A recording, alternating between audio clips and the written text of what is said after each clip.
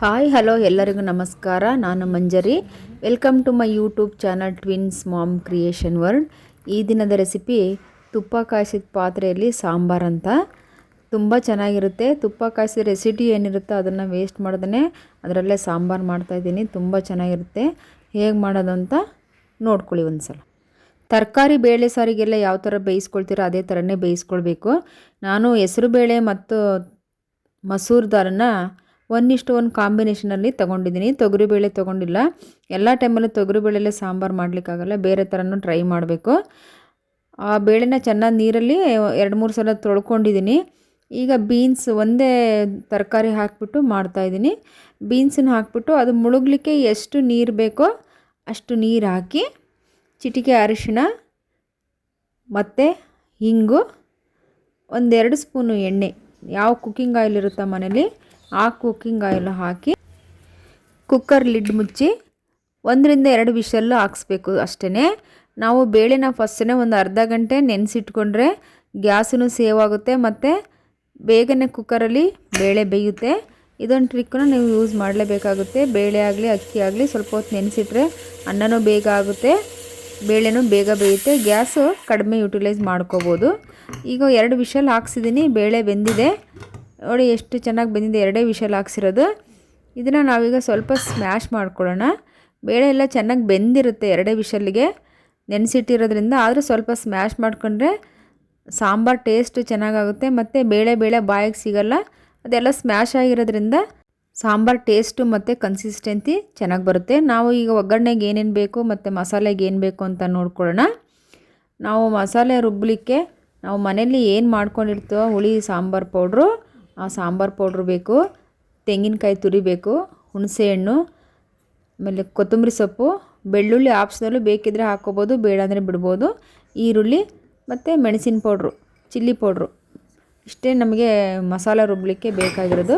ನಾವೀಗ ಒಂದು ಮಿಕ್ಸಿ ಜಾರಿಗೆ ಎಲ್ಲ ಹಾಕ್ಕೊಳ್ಳೋಣ. ನೀವೇನೇನು ಇಂಗ್ರೀಡಿಯೆಂಟ್ಸ್ ಇದಾವೋ ಅದನ್ನೆಲ್ಲ ಹಾಕ್ಕೊಂಡು ಸ್ವಲ್ಪ ನೀರು ಹಾಕಿ ಫೈನ್ ಪೇಸ್ಟ್ ಮಾಡ್ಕೋಬೇಕು. ಇಷ್ಟೇ ಮಸಾಲೆ.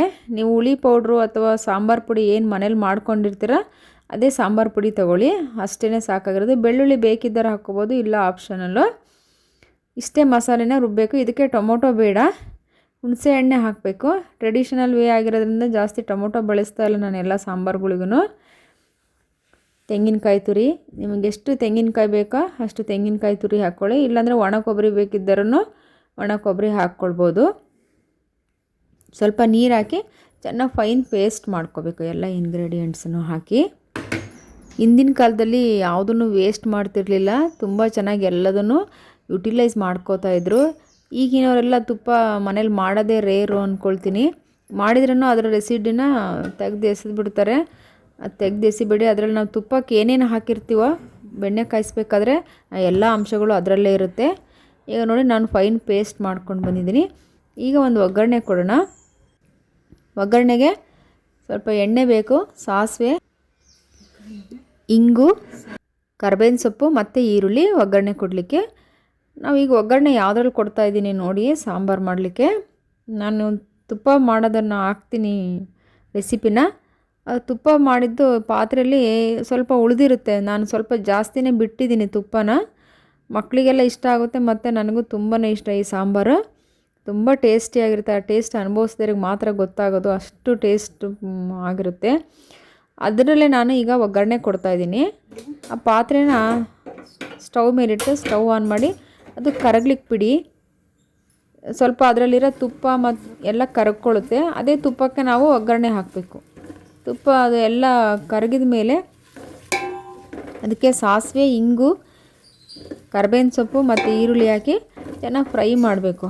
ಇದರಲ್ಲಿ ನಾವು ತುಪ್ಪಕ್ಕೆ ಏನೇನು ಹಾಕಿರ್ತೀವೋ ಅರಶಿನದ ಎಲೆ ಹಾಕಿದ್ದೀನಿ ಮತ್ತು ವೀಳ್ಯದೆಲೆ, ನುಗ್ಗೆ ಸೊಪ್ಪು, ಏಲಕ್ಕಿ, ಲವಂಗ, ಪೆಪ್ಪರು, ಡ್ರೈ ಚಿಲ್ಲಿ ಇದೆಲ್ಲ ಹಾಕಿದ್ದೀನಿ. ಇದೆಲ್ಲದರ ಘಮ ಅದರಲ್ಲಿ ಉಳ್ಕೊಂಡಿರುತ್ತೆ. ಈಗ ಅದೆಲ್ಲ ನಮಗೆ ಈ ಸಾಂಬಾರಿಗೆ ಫ್ಲೇವರ್ ಕೊಡುತ್ತೆ ಮತ್ತು ಟೇಸ್ಟ್ ಕೊಡುತ್ತೆ. ಅದೇ ಇದರ ವಿಶೇಷ. ಈಗ ಒಗ್ಗರಣೆ ಕೊಡ್ತಾಯಿದ್ದೀನಿ ನೋಡಿ. ಈಗೆಲ್ಲ ಈರುಳ್ಳಿ, ಕರ್ಬೇವಿನ ಸೊಪ್ಪು, ಇಂಗು ಮತ್ತು ಸಾಸಿವೆ ಹಾಕಿ ಫ್ರೈ ಮಾಡ್ಕೊಳ್ತಾಯಿದ್ದೀನಿ. ಈರುಳ್ಳಿ ಏನೋ ಜಾಸ್ತಿ ಫ್ರೈ ಮಾಡಬೇಡಿ, ಅದು ತುಪ್ಪದಲ್ಲಿ ಫ್ರೈ ಆಗಿದ್ದು ಸ್ವಲ್ಪ ಮುಕ್ಕಾಲು ಬೇಗ ಬೆಂದಿದ್ರೆ ನಾವು ಸಾಂಬಾರು ಊಟ ಮಾಡಬೇಕಾದ್ರೆ ಬಾಯಿಗೆ ಸಿಗ್ತಾಯಿದ್ರೆ ಅನ್ನದ ಜೊತೆ ಅದ್ರ ಟೇಸ್ಟ್ ತುಂಬ ಚೆನ್ನಾಗಾಗುತ್ತೆ. ಹಾಗಾಗಿ ತುಂಬ ಮೆತ್ತಗಾಗೋವರೆಗೆ ಒಗ್ಗರಣೆಯಲ್ಲಿ ಯಾವತ್ತೂ ಈರುಳ್ಳಿನ ಬೇಯಿಸಬಾರ್ದು.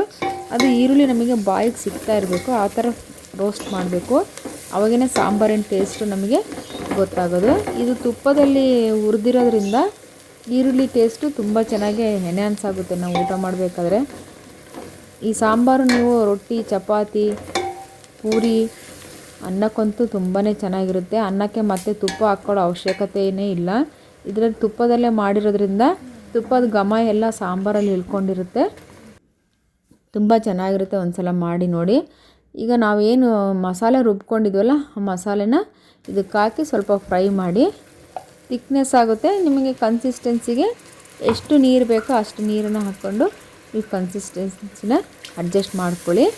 ಇದು ಸ್ವಲ್ಪ ಹಸಿದನೇ ಎಲ್ಲ ಈರುಳ್ಳಿ, ಕೊತ್ತಂಬರಿ ಸೊಪ್ಪೆಲ್ಲ ಹಸಿದೇ ಹಾಕಿರೋದ್ರಿಂದ ಇದು ಹಸಿ ಘಮ ಎಲ್ಲ ಹೋಗೋ ಥರ, ಹಸಿ ವಾಸನೆ ಹೋಗೋ ಥರ ಚೆನ್ನಾಗಿ ಫ್ರೈ ಮಾಡಬೇಕು. ಇದನ್ನು ಸ್ವಲ್ಪ ನೀರು ಹಾಕ್ಕೊಳ್ಳಿ, ತಳ ಏನು ಹಿಡಿಯೋದಿಲ್ಲ ತುಪ್ಪ ಇರೋದ್ರಿಂದ. ನೀರು ಆದರೆ ಸ್ವಲ್ಪ ಗಟ್ಟಿ ಆದರೆ ಅಡ್ಜಸ್ಟ್ ಮಾಡ್ಕೊಳ್ಳಿ. ನಾವು ಬೇಳೆ ಬೇರೆ ಬೇಯಿಸ್ಕೊಂಡಿರ್ತೀವಿ, ಅದರಲ್ಲಿ ಸ್ವಲ್ಪ ನೀರಿರುತ್ತೆ. ಈಗ ಈ ಮಸಾಲೆ ಎಲ್ಲ ಚೆನ್ನಾಗಿ ಫ್ರೈ ಆಗಲಿಕ್ಕೆ ಎಷ್ಟು ಬೇಕೋ ಅಷ್ಟನ್ನ ನೀರು ಹಾಕ್ಕೊಂಡು ಮಸಾಲೆ ಚೆನ್ನಾಗಿ ಫ್ರೈ ಆಗಬೇಕು. ಮಸಾಲೆ ಎಲ್ಲ ಕುದೀತಾ ಇದೆ ನೋಡಿ. ಈಗ ಒಂದು ಕುದಿ ಬರಬೇಕು. ಹಿಂಗೆ ಅದು ತುಪ್ಪ ಎಲ್ಲ ಬಿಟ್ಕೊಳ್ತಾ ಇರುತ್ತೆ. ನಾವು ಎಷ್ಟು ಸಾಂಬಾರು ಕುದಿಸ್ತಾ ಇರ್ತೀವೋ ಅಷ್ಟು ಅದರಲ್ಲಿರೋ ತುಪ್ಪ ಎಲ್ಲ ಬಿಟ್ಕೊಳ್ತಾ ಇರುತ್ತೆ ಸಾಂಬಾರಿಗೆ. ಈಗ ಚೆನ್ನಾಗಿ ರೋಸ್ಟ್ ಆಗಿದೆ ಮಸಾಲೆ ಎಲ್ಲ. ಈಗ ನಾವು ಏನು ಬೇಳೆ ಬೇಯಿಸಿಟ್ಕೊಂಡಿರ್ತೀವೋ ಅದನ್ನು ಹಾಕೋಣ. ನೀವು ಬೇಕಿದ್ರೆ ತೊಗರಿಬೇಳೆ ಹಾಕ್ಬೋದು, ಬರೀ ಮಸೂರು ದಾಲ್ ಹಾಕ್ಬೋದು, ಅಥವಾ ಬರೀ ಹೆಸರು ಬೇಳೆಲ್ಲೂ ದಾಲ್ ಥರ ಮಾಡ್ಬೋದು. ಇಡ್ಲಿಗಂತೂ ತುಂಬ ಒಳ್ಳೆ ಕಾಂಬಿನೇಷನ್ ಈ ಸಾಂಬಾರು. ತುಪ್ಪದಲ್ಲಿ ಮಾಡಿರೋದ್ರಿಂದ ಬೇರೆ ಒಂದು ಟೇಸ್ಟನ್ನೇ ಕೊಡುತ್ತೆ. ಈಗ ಬೇಳೆ ನೀರೆಲ್ಲ ಹಾಕಿದ್ಮೇಲೆ ಈಗ ಕರೆಕ್ಟಾಗಿ ನೀವು ಕನ್ಸಿಸ್ಟೆನ್ಸಿನ ಅಡ್ಜಸ್ಟ್ ಮಾಡ್ಕೊಳ್ಳಿ. ನೀರು ಹಾಕಿ ಇದಕ್ಕೆ ಮೊದಲೇ ಉಪ್ಪು ಹಾಕ್ಬೇಡಿ. ನಾವು ಬೆಣ್ಣೆ ಕಾಯಿಸ್ಬೇಕಾದ್ರೆ ಉಪ್ಪು ಹಾಕಿರ್ತೀವಿ, ನೋಡ್ಕೊಂಡ್ಬಿಟ್ಟು ಆಮೇಲೆ ಉಪ್ಪು ಹಾಕಬೇಕು. ಇದು ಒಂದು ಕುದಿಬೇಕು. ಕುದ್ದ ಮೇಲೆ ನೀವು ಉಪ್ಪು ಹಾಕಿ ಈಗಲೇ ಹಾಕಬೇಡಿ. ಚೆನ್ನಾಗಿ ತಿರುಗಿಸ್ಕೊಳ್ಳಿ. ಅದು ತಳದಲ್ಲಿರೋ ತುಪ್ಪದ ಘಮ ಮತ್ತು ರೆಸಿಡಿ ಎಲ್ಲ ಸಾಂಬಾರು ಒಳಗಡೆ ಬರಬೇಕು. ಚೆನ್ನಾಗಿ ತಿರುಗಿಸಿದ್ರೆ ಬರುತ್ತೆ.